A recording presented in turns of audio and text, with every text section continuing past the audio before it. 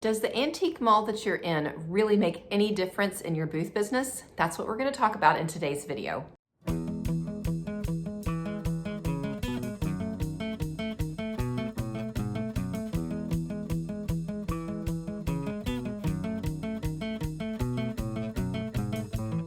Hey guys, it's Melanie with Lost and Found. Welcome back to my channel. It's been a while since we've done a video purely for you antique booth owners where I'm sharing business tips. So that's what we're going to do today. So if you're not a Lost and Found subscriber, I do want to invite you to click that button, join our community. I have a whole playlist for business tips for antique booth owners. That's something that I'm really big on, and I love sharing those things here on this channel. Most of you guys out there that have an antique booth, you do a great job with sourcing and having that eye to find things that you can resell. Where you tend to struggle is understanding the more business side of what this looks like. And I know some of you guys are just doing this for a hobby, and that's a-okay. But if you're doing it because you really want to put some money in your pocket and do it as a business, you're the folks that I'm talking to today. When it comes to having a successful antique booth business, there is no one magic silver bullet that do this and you're gonna have a great business. Really, it's more like pieces of a puzzle. And I do believe that making sure you're in the right mall for your booth is one of the biggest pieces of that puzzle. So I've said before that a bad mall or the wrong mall can be the undoing of your whole booth. It doesn't matter how great your booth actually is. If it's not in the right location, then you're going to struggle. We're going to talk today about two areas where I want you to look and evaluate, are you in the right location? The first one is the quality of the mall itself. And the second is, does the mall fit your specific brand? Okay, so let's talk about the quality of the mall itself. And when I say quality, I'm not talking about the vendors and the actual items that are for sale. Instead, I'm talking about the business of the mall. Now, you may be thinking, hey, as long as I do a great job in my booth, it doesn't really matter what my mall is doing. But I want to challenge that thought a little bit. So it matters the quality of your mall because that is an extension of your business to the public. You are partnering, you're linking up your business, your specific booth with the mall, which is the bigger business, and you're becoming partners. So you want to make sure that this part of your business over here that you're partnering with is representing all the things that you want to represent to your customers. So you may have the best stuff and you may want your customers to have the best experience, but you're not at your booth all the time. It's the people that run the mall that are actually interacting with your customers. And so the job that they're doing and the experience that they're offering, it really matters in how customers perceive your business. A couple things that I want to talk about when it comes to the quality of the mall. So is the space clean? Flea markets and antique malls are notorious for just being dirty and dusty. You want this mall that you're in to be sparkling clean. You want that to be a value that the owners of your mall have. Other things like, is your mall well maintained? Are the owners of your mall making sure that the vendors are keeping their space clean? Are they making sure that the vendors come in regularly, dust their items, freshen up their booth space? Is it being managed well? Another thing that you really want to look at is the customer service that is being offered by the owners of your mall. Again, you're not there generally to receive your customers, to check your customers out, to answer any of their questions, to help deal with any problems. Y'all, some malls that I have been in, the people that are working there are just flat out rude. You don't want that at your mall. I don't know why that's the case in kind of this antique mall industry, that the folks behind the counter are sometimes just not great at their job. I don't understand that. It's not every place that I've been, but it's a lot of places that I've been. When I had my own brick and mortar store, customer service was the highest value that I had. I wanted every customer to be greeted. I wanted to help them. I wanted to answer their questions. The ladies that worked for me understood that that was really, really important, because you know that if a customer comes into your booth to find something and they have a bad customer service experience, they may never ever come back. So through no fault of your own, you could lose customers if the customer service at your mall stinks. And mall owners, I'm speaking to you guys a little bit in this video because I know there are some of you that watch these videos, and I get the bigness of what you're doing. Again, I ran my own store for 2 years, so I understand that you have concerns that the vendors don't have. that you're dealing with the landlord, managing, the maintenance of the building and running the payroll and all of those things. But please, please, please hear me out. You want to do the absolute best for your vendors that you can. If you go above and beyond and treat your vendors like customers, then you're going to have happy vendors. Your vendors are not your employees. They have their own separate business. You are business partners. There's mutual respect in a lot of ways. Again, they're just as much your customer as the person that's walking through the door is to buy the items. Keep your vendors happy. Do what you can to help their business flourish. And as their business flourishes, the mall and your business will flourish as well. One more thing that you can do to kind of evaluate the quality of your mall is how are they doing on their social media? Are they marketing their mall well? If they're not marketing their mall well, that means there's going to be even more work on your plate to do marketing. Now, if you're a booth owner, you should be doing social media anyway. I've got some videos on that. I'll throw one of them up here for you. So I'm not saying that you need to rely on the mall completely to do it for you. You definitely don't. But it helps if they're doing a good job at social media. Again, that shows that they care about their vendors. They're not just there to collect your rent and cash their checks. They're there to help your sales actually succeed too. Okay, so those are kind of all the things that go into number one. The second thing that you need to evaluate, is the mall the best fit for your specific brand, for what you as a booth owner are selling? Now, I have had people disagree with me on this in the comments several times, and I've even had some people in my coaching groups disagree with me on this, and that's fine if you want to disagree with me on it.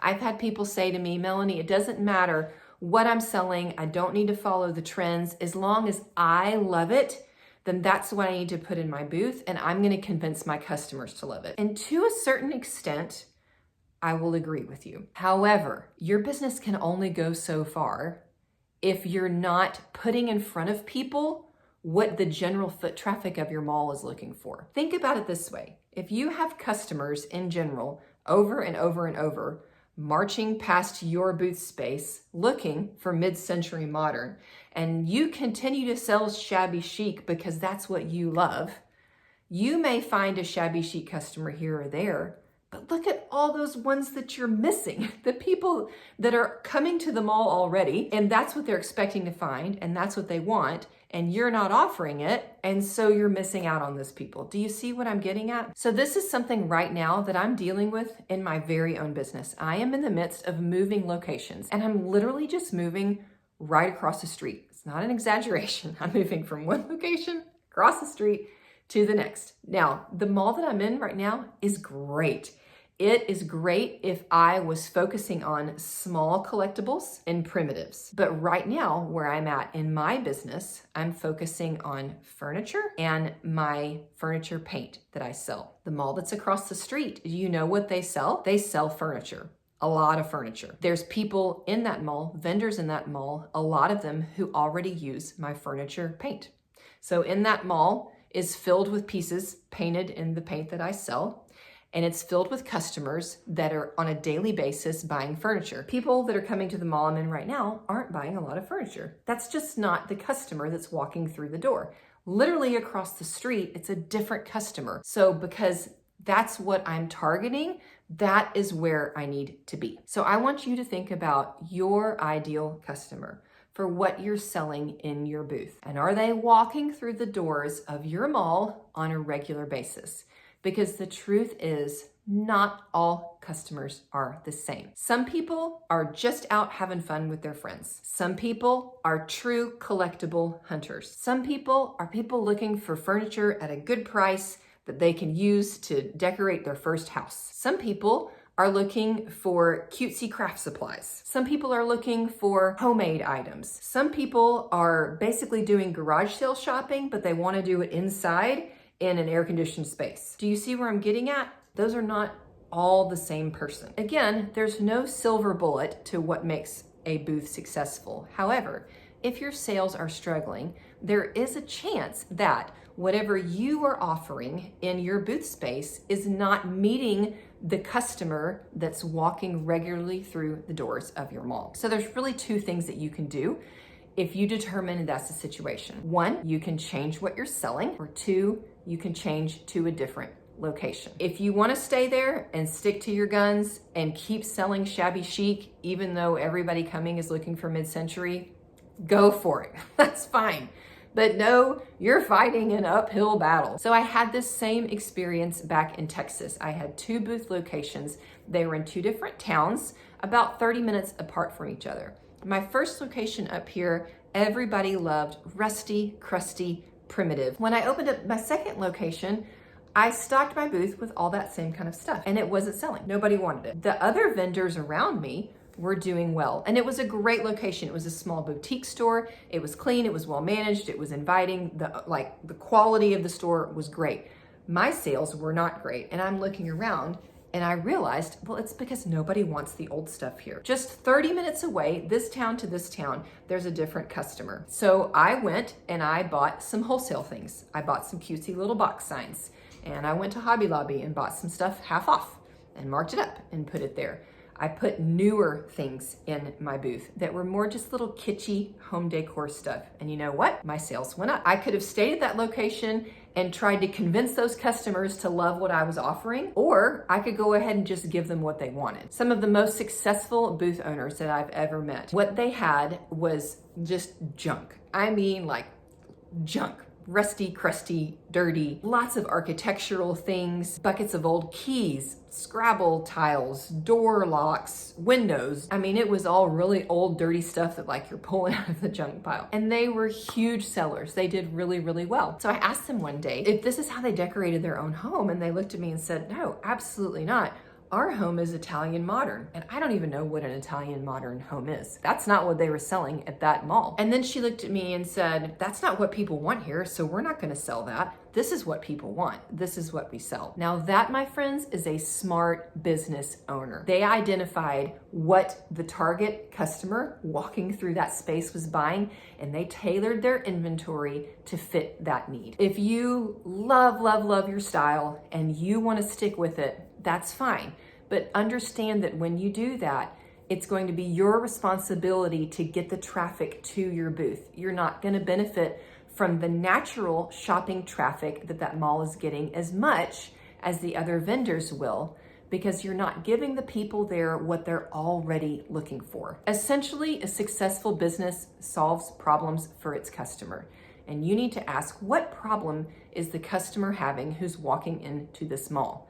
And is what I'm offering them solving their problem? They may be collectors that are looking for that last piece of their collection. They may be college students that are looking for affordable furniture. They may be stay-at-home moms that are looking for that cute, new, trending item that they keep seeing on Instagram. It's your job to identify what they are. And then your booth needs to solve their problem for them, even if it's not necessarily the stuff that you personally love. Not all malls are created the same. You've got your flea markets that are kind of more like an indoor garage sale. You've got your high-end antique stores that are offering true, really high-grade antiques. You've got your mercantiles that are kind of a mix of like boutique with clothing and new items and some old stuff mixed in, and then a whole scale of malls everywhere in between. And your job is to find where you and your business fit. I can tell you guys that getting the location right is a big piece of the puzzle. And I've had dozens and dozens of booth owners over the years that I've worked with tell me that once they switched locations and got into the right fit for what they were doing, that's when they saw their business really begin to succeed. So again, to wrap up, yes, I'm gonna say that it does matter. It matters basically the quality of your actual mall itself, and then if it's the right fit for your brand. If you've got some more questions about this or you wanna dialogue about it more, please drop a comment. Let me know your thoughts. Let me know if you're working through something like this in your booth business. And again, I want to invite you to subscribe to the Lost and Found channel and just say thanks again for being here with me today. If you found this video helpful or any of our videos, you can always hit that super thanks button and leave our channel a tip. That is one way that you can help support our channel and the help that we're trying to offer you guys as business owners. So y'all are amazing. Thanks for being with me today. I'll be back soon. Have a great week.